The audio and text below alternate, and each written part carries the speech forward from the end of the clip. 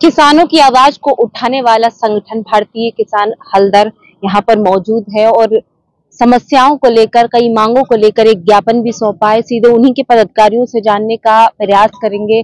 आज आप लोग मुख्यालय पहुंचे हो और किस तरह की वार्ता की है आपने, अधिकारियों से किस तरह से बात की?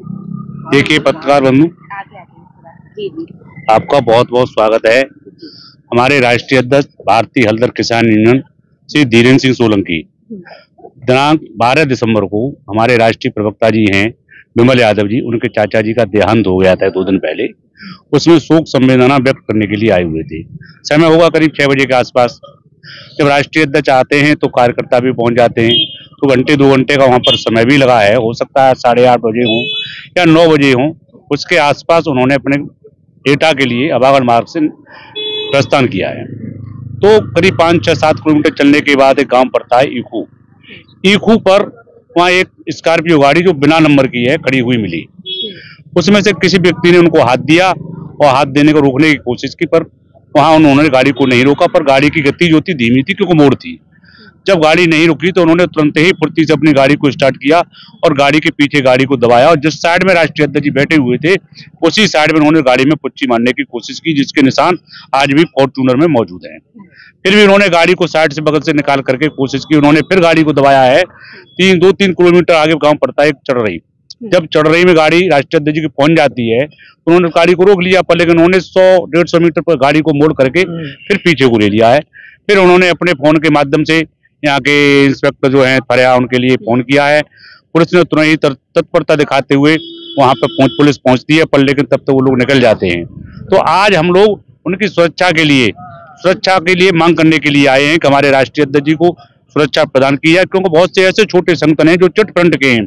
हमारा 10 यूनियन कानपुर से रजिस्टर्ड है और 22 प्रांतों में इस समय हमारा संचालन हो रहा है, और लगभग 65 जिलों में उत्तर प्रदेश में हमारे सभी कार्यकर्ता जिलाध्यक्ष मौजूद हैं।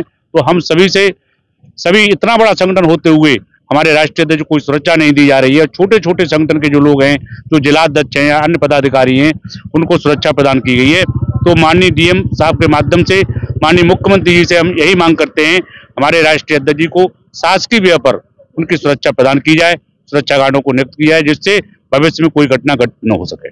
आप लोगों ने ज्ञापन दे दिया है, अधिकारियों से बातचीत भी होगी? हाँ, बातचीत हुई थी। डीएम साहब तो नहीं मिले हैं, बाहर हैं। तो उन्होंने माननीय एसडीएम साहब को भेजा था।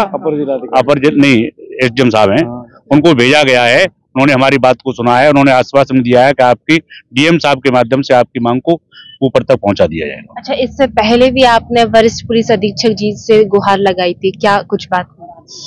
मैं विमल यादव गुड्डू, राष्ट्रीय प्रवक्ता भारतीय हलदर किसान यूनियन से हूँ। इस विषय में 12 तारीख को हमारी ये घटना हुई थी। उसके बाद में सुबह जैसे ही हम लोगों को पता चला तो हम लोग में तथा हमारे राष्ट्रीय मुख्य महासचिव ठाकुर देसराज सिंह जी, राष्ट्रीय महासचिव अब्दुल हई साहब, तीनों लोग थाने पहुंचे। थाने पहुंच करके हमने अपनी घटना को बताया, एक लिखित में तहरीर भी दी थाना अध्यक्ष महोदय को। उसके बाद उन्होंने कहा कि हम अभी इसकी जांच करने जाते हैं। हमारी तहरीर लेने के बाद भी तुरंत ही गंतव्य के लिए थाना अध्यक्ष फरिया रवाना हो गए।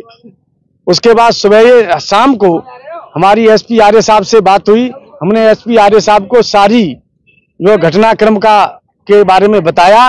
मैंने कि सर इस तरह से हमारे माननीय राष्ट्रीय अध्यक्ष जी के साथ घटना हुई थी और कोई भी अनहोनी घटना हो सकती थी, जिसका कौन खामियाजा भुगतता, कौन देखता हमारे इस यूनियन को। इतने बड़े राष्ट्रीय लीडर, राष्ट्रीय अध्यक्ष भारतीय हलदर किसान यूनियन के जो 22 प्रांतों में और 65 जिलों में काम कर रही है।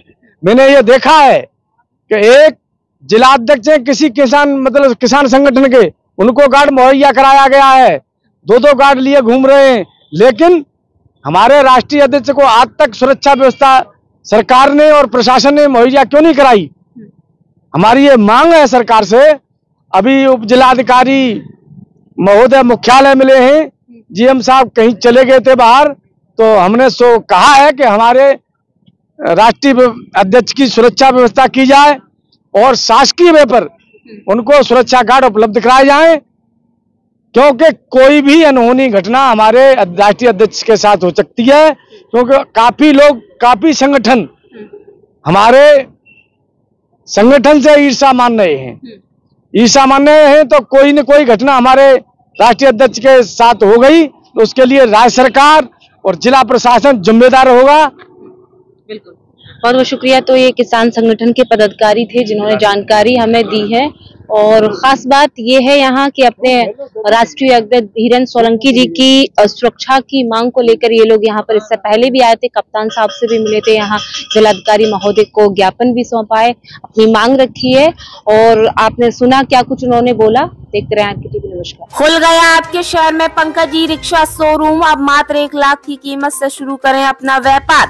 जी हां, अब शहर फिरोजाबाद में प्रसिद्ध ई रिक्शा बनाने वाली कंपनी हैवल्स दे रही कुछ हजार के डाउन पेमेंट पर सवारी और लोडर वाहन। 1 वर्ष की वारंटी के साथ 24 घंटे सर्विस की सेवा, आरटीओ बीमा सहित पुराने नए ले जाएं।